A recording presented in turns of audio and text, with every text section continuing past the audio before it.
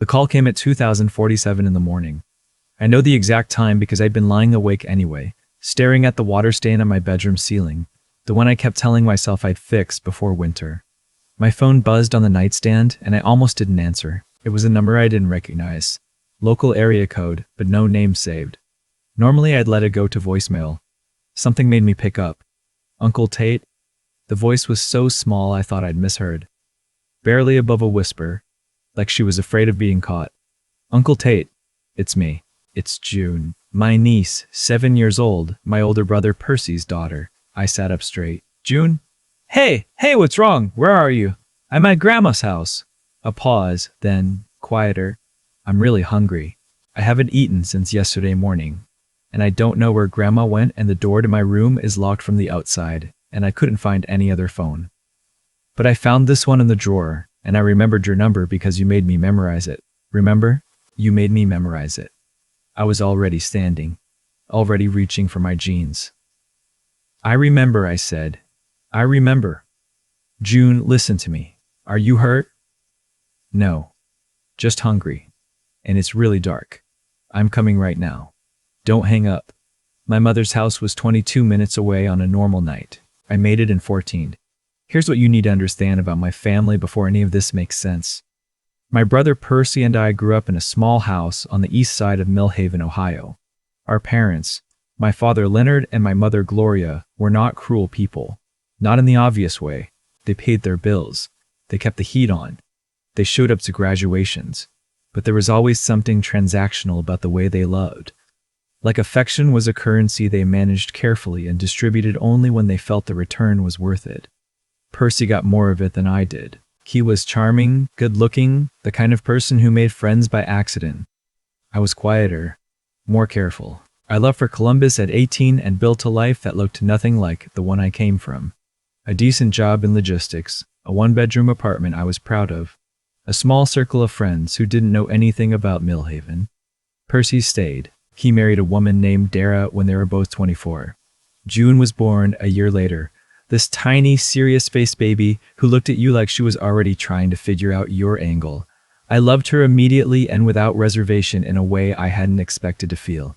Then Percy got sick. Not sick the way people mean when they're being kind.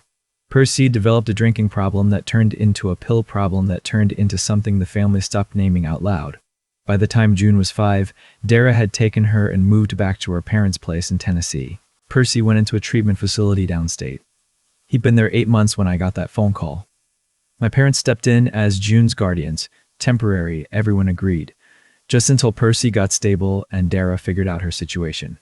It seemed like the responsible thing. They had the house. They had the time. They were her grandparents. I thought it was fine. I should have looked closer. The lights were off in my mother's house when I pulled up. Every window dark except one.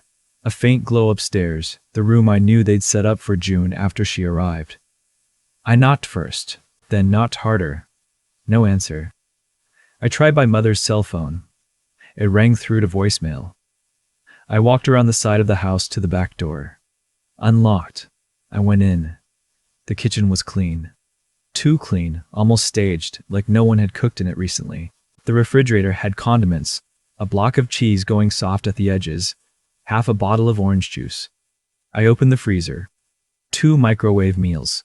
Both my mother's brand. Nothing that would feed a 7-year-old. I went upstairs. The door to June's room had one of those sliding bolt locks on the outside, the kind you'd put on a shed or a gate, not a child's bedroom. My stomach dropped when I saw it. I slid the bolt and opened the door. June was sitting on her bed with her knees pulled to her chest, wearing a t-shirt that was too big for her, and holding a stuffed dog with one ear nearly pulled off. She looked at me with these wide, exhausted eyes and said, "I knew you'd come." I picked her up. She wrapped her arms around my neck and didn't let go for a long time. I found a granola bar in my jacket pocket, the kind they keep there out of habit, and she ate it in 4 bites without saying anything. I found another one in my car. She ate that too. "Where's Grandma?" I asked, keeping my voice steady. She left with a suitcase. Yesterday morning. She said she'd be back soon, but she didn't come back. Did she say where she was going? June shook her head. What about Grandpa? My father had been in a memory care facility for 2 years by then. He wasn't part of this. I don't know, she said. I asked Grandma about Grandpa once and she got mad. I buckled June into the passenger seat of my car. She was asleep before we reached the end of the street. I drove to my apartment and put June on my couch with every blanket I owned. I stood in my kitchen at 4 in the morning and tried to think clearly. The first call I made was to my mother. Voicemail again. The second call was to Percy's treatment facility. The overnight staff couldn't give me information, but they confirmed he was still a patient. He was safe. The third call I almost didn't make, but I thought about that bolt lock on the door. I thought about an empty refrigerator and a granola bar eaten in 4 bites. I thought about June's voice on the phone. I remembered your number because you made me memorize it. And I called the non-emergency police line and told them what I'd found. The officer I spoke to, a woman named Hargrove, asked me a series of questions in a flat, careful voice. She asked if the child was physically injured. She asked if I'd removed the child from the premises. She asked if I had reason to believe the legal guardian had left voluntarily. Yes, I said to all 3. She told me someone would follow up in the morning. She told me I'd done the right thing calling. I sat at my kitchen table until the sky went gray. My mother called back at 9 the next morning. Her voice was cheerful in a way that made my jaw tighten. Oh, Tate, I meant to call you last night, but I was exhausted. I drove down to see your Aunt Sylvia. It was spontaneous, you know how she is. June was fine, she had food. I left her plenty of mom things in the kitchen. She just needed to be mom. Stop. Silence. June called me at 2:37 in the morning from a number I didn't recognize. She was locked in her room. She hadn't eaten since the morning before. The refrigerator had a block of cheese and some condiments. More silence. Different quality now. She exaggerates, my mother said carefully. She's 7. Children that age, I'm not arguing with you about this. I have June. She's safe. I'm not bringing her back until someone can explain to me what's been happening in that house. My mother's voice shifted. The cheerfulness was gone, replaced by something colder and more deliberate. She's not your responsibility, Tate. You don't have guardianship. Percy is in treatment. Trusted us. You don't get to come in, and not going to keep talking in circles. Goodbye, Mom. I hung up. June was awake by then, sitting at my kitchen table, eating scrambled eggs with the focused intensity of someone who hadn't been sure about their next meal. She looked up at me over her fork. Are you and Grandma fighting? She asked. A little bit, I said honestly. She nodded slowly, like she'd been expecting this. Grandma fights with a lot of people, she said. I asked her, gently, if she wanted to tell me about living at Grandma's house. She was quiet for a moment, moving her eggs around the plate. Sometimes the door gets locked at night, she said. Grandma says it's so I don't wander. But I don't wander. She said this with great dignity. And there's a lady that comes sometimes. She drives a gray car. She and Grandma talk in the kitchen, with the door closed. After she leaves, Grandma is always in a really good mood. I asked June what the lady looked like. Older than you. Brown coat. She always brings folders. Folders. I wrote that down. My neighbor across the hall, a retired woman named Faye who had unofficially adopted June within 6 hours of meeting her, agreed to stay with June while I went to make some calls. I called my parents' neighbor, a man named Rupert who'd lived on that street for 30 years and knew everything that happened on it. He confirmed my mother had been having regular visitors over the past several months. He described the same woman June had mentioned, brown coat carrying folders, and added that he'd caught a partial plate number once when the woman had blocked his driveway. He gave it to me. I called my cousin Adele, who works for a title company. I asked her, carefully and without giving her the full picture yet, whether she could look into whether there had been any recent changes to my father's estate documents, or any trusts associated with the family. She called me back 2 hours later. Her voice was strange. Tate, she said, there's a trust, set up originally by your parents when you and Percy were teenagers. It's been there forever, nothing unusual. But 6 months ago, there were amendments filed. New signatures. Your father's name is on them, but Tate, your father's been in memory care. He can't. She stopped. The amendments designate your mother as sole trustee with full discretionary control. Previously, it had been both of them jointly, with distributions going to you and Percy equally at certain milestones, and there's a new provision. If Percy's parental rights are ever formally terminated, his share reverts to the trust corpus, which your mother now controls entirely. I sat with that for a moment. What's in the trust? I asked. The house, Adele said, and an insurance payout from when your grandfather died. About $400,000. I thought about the woman in the brown coat with her folders. I thought about my father's signature on documents he couldn't have understood. I thought about Percy in a treatment facility, fighting every day to be the kind of person who could come home to his daughter.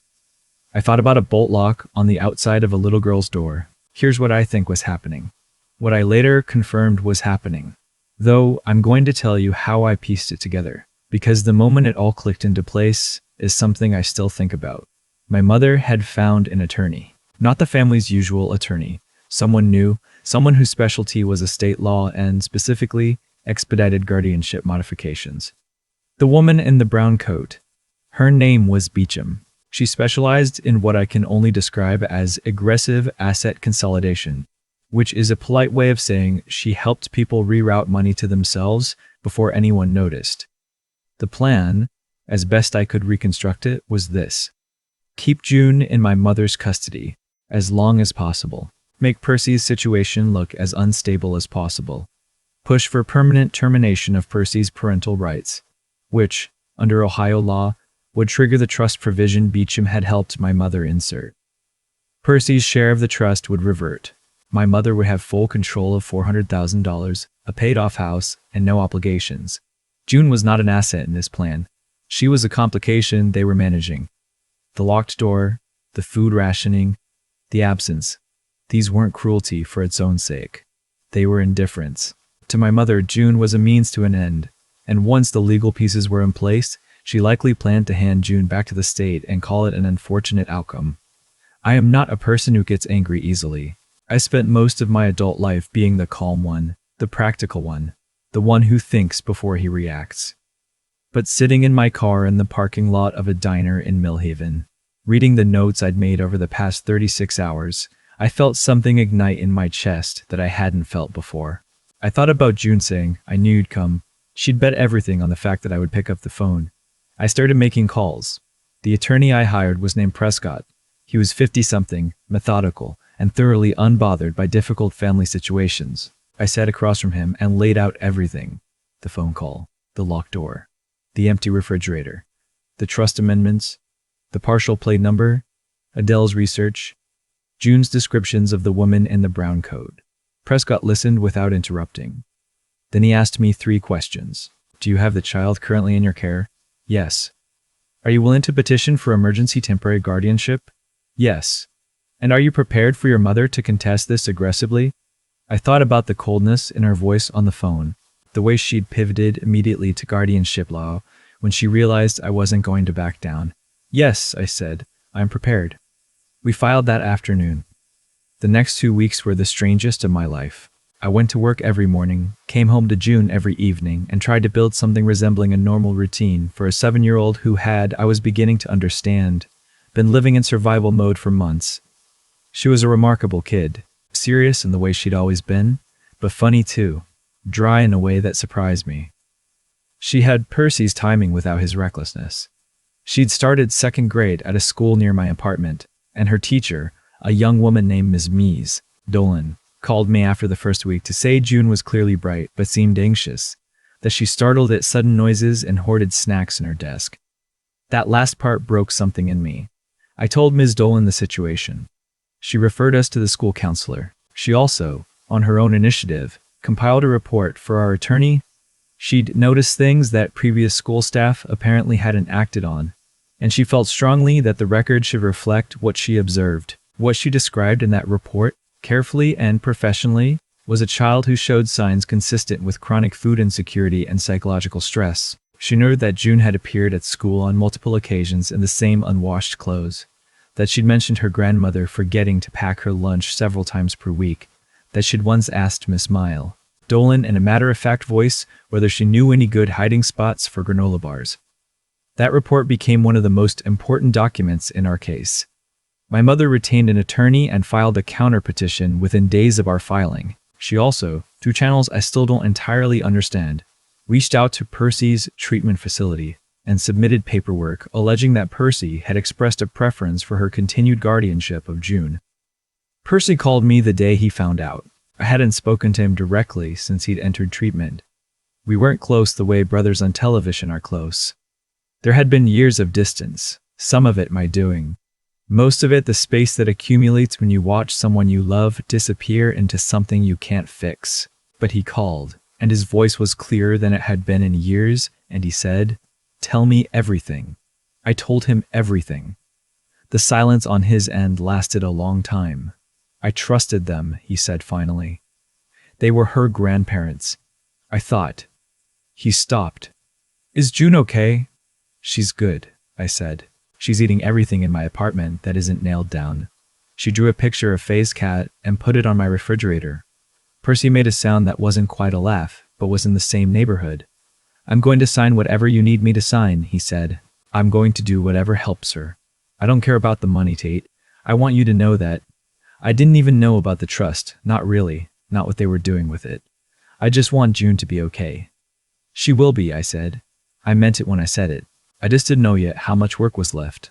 The hearing was scheduled for a Wednesday morning in October. Millhaven County Courthouse, 2nd floor, Judge Adira Weston presiding. I had been in courtrooms before for minor things. A traffic dispute once, a small claims issue with a former landlord. Nothing like this. Prescott had prepared me carefully: be calm, be specific, answer what's asked, and nothing more. Let the documents do the talking. My mother arrived with her attorney, a man named Calloway who wore a very expensive suit and spoke in the measured tones of someone accustomed to making unreasonable positions sound reasonable. My mother looked the same as always. Composed, well-dressed, the kind of woman who received compliments from strangers. She didn't look at me when she sat down. Prescott entered our evidence methodically. The police report from the night I retrieved June, the refrigerator photographs I'd taken on my phone, Miss Dolan's school report, Adele's documentation of the trust amendments, a statement from a forensic document examiner who had reviewed my father's signatures on the amended trust documents and found significant irregularities inconsistent with the signatories' known signing patterns from the same period. That last point was the one that visibly rattled Calloway. He objected 3 times in quick succession. Judge Weston overruled each one. My mother testified. She was composed and articulate. She described Percy's instability. She described her commitment to June's well-being. She said the locked door had been a temporary safety measure after June had allegedly wandered in the night. She said the food situation had been miscommunicated. She said I had a history of overreacting to family situations. I watched the judge's face during my mother's testimony. Judge Weston was a small woman with reading glasses on a chain and an expression of absolute neutrality that gave nothing away. Then Prescott called his final witness. Ms. Dolan took the stand and read from her report in a clear, steady voice. She was not dramatic about it. She simply described what she had observed in the careful language of a professional who knows exactly how much each word carries. When she reached the part about June asking for granola bar hiding spots, I heard someone behind me exhale sharply. I didn't turn around. Judge Weston rested for the day and returned the next morning for her ruling. I hadn't slept. I'd spent the night at Faye's kitchen table while June slept in my apartment, drinking coffee and trying to prepare myself for any outcome. Prescott had been cautiously optimistic, but honest. Family court was unpredictable. Judges were human. Outcomes were never guaranteed. I walked into that courtroom the next morning with my hands steady and my jaw tight. Judge Weston settled at the bench, put on her glasses, and looked at the documents in front of her for a long moment. "This court has reviewed all evidence submitted," she said, "including testimony, documentary evidence, and third-party professional assessments. The court finds that the evidence supports a pattern of inadequate supervision, nutritional neglect, and physical restriction inconsistent with the standard of care required of a legal guardian." She paused. Furthermore, the court takes seriously the concerns raised regarding the integrity of estate documents amended during the guardianship period and has referred those matters to the county prosecutor's office for independent review. I heard my mother's chair move. Temporary guardianship is hereby granted to the petitioner, Tate Mercer, pending a full custody evaluation. The court will schedule a follow-up hearing in 90 days to assess the child's well-being and determine permanent arrangements. The respondent is ordered to have no unsupervised contact with the minor child during this period. The gavel came down. I sat very still for a moment. Prescott put a hand on my shoulder. Outside the courthouse, I called Faye and asked her to put June on the phone. "Did you win?" June asked. She was eating cereal. I could hear the spoon clinking against the bowl. "Yeah," I said. "We won." "Good," she said. "Can we get tacos tonight?" "We can absolutely get tacos tonight." Here's where things stood after. My mother's attorney filed a notice of appeal. It was eventually unsuccessful. The prosecutor's office opened an investigation into the trust amendments. It was ongoing as of the last time I checked in with Prescott, and I've been told to expect that process to take a long time. My father's trust was placed under independent oversight while that process runs its course. Percy completed his treatment program the following January. He'd called June every Sunday without fail since October, and June had started drawing pictures to send him, mostly dogs, some houses, one that she described as a picture of the future that featured 3 stick figures I was fairly certain were the 3 of us. He's in an outpatient program now, living in a sober house in Columbus, working a job he seems to genuinely like. He's not whole yet, but he's trying in a way I haven't seen from him in years, and I've decided that's worth something. June finished 2nd grade with a perfect attendance record and a certificate from Ms. Dolan for outstanding creative thinking, which she framed herself with a kit Faye bought her and hung crooked on the wall of what is now, officially, her room. I took a photograph of it crooked and left it that way. Some mornings, I still wake up to the memory of that phone call. The smallness of her voice, the careful way she said I remembered your number, because you made me memorize it. I'd done that 2 Christmases ago on a whim, drilling it into her like a silly game, thinking it was just something uncles do. Thinking it was nothing. It was everything. There are things I missed. I won't pretend otherwise. I saw the shadows under her eyes when I visited and told myself she was just tired. I noticed the way she went quiet around my mother and called it shyness. I kept a comfortable distance from Millhaven because it was easier. Because I had my own life. Because I'd worked hard to build something separate, and going back always felt like being pulled under. I should have looked closer. I should have pushed harder. I should have trusted the small, persistent feeling in my gut that something wasn't right. I know that now. I carry it. But here's the other thing I know. When it mattered most, a 7-year-old in a locked room in the dark made a bet that her uncle would pick up the phone. I picked up the phone. I'm going to spend the rest of my life making sure she never has to make that bet again. I've thought a lot about the chain of events that led to that 2 a.m. phone call. Not to punish myself, but because I think it matters to understand how things like this actually happen. They don't happen all at once. They happen in small decisions, made over months and years, by people who choose convenience over honesty, and self-interest over someone who cannot protect themselves. My mother made those choices incrementally. A bolt on a door. Our refrigerator left empty. Documents signed at a memory care facility by a man who no longer understood what he was agreeing to. None of it happened overnight. It accumulated, quietly, behind closed doors, because no one was looking closely enough. Because I wasn't looking closely enough. That's the part I sit with. Not guilt exactly. Guilt is too simple, and it doesn't change anything. What I sit with is the clearer understanding that caring about someone is not a passive condition. It's a practice. It requires showing up, asking questions, trusting the small things that feel wrong even when no one else is sounding an alarm. I felt something off every time I visited Millhaven in those months. I drove home anyway. I told myself I was probably reading too much into it. June paid the price for that. What I've come to believe, not from any philosophy I was taught but from watching what actually happened, is that the choices we make when no one is watching eventually become visible. My mother's choices became visible. The attorney who helped her amend those documents, who sat in the family's kitchen with her folders and helped orchestrate something that hurt a child, that became visible too. The truth has a way of surfacing not because the universe is keeping score, but because reality is stubborn. You can only maintain a lie as long as every person who might see through it stays quiet or stays away. I stopped staying away. And Percy, I think about Percy too. He made choices that cost him years with his daughter. He knows that. He lives with it every day. But what I've watched him do since October is choose differently, one day at a time, with a consistency that is harder and less dramatic than the falling apart was. That's what real rebuilding looks like. Not a single moment of redemption. Just Tuesday, then Wednesday, then Thursday. Showing up, being the kind of person who can be counted on again. Slowly, with evidence. June is not a symbol of anything. She's just a kid who likes tacos and draws pictures of dogs and hangs things crooked on her wall. But she did something that took more courage than most adults I know. Alone, in the dark, hungry, she reached for a phone and made a bet on someone who loved her. I want to be worth that bet every single day. The thing about moral clarity is that it usually arrives late. You don't see the full shape of a situation while you're inside it. You see it afterward, when you're standing in a courthouse hallway, waiting for a judge to come back with a ruling, or sitting at a kitchen table at 4 a.m. trying to figure out what you should have done sooner. The clarity isn't a comfort. It's an instruction.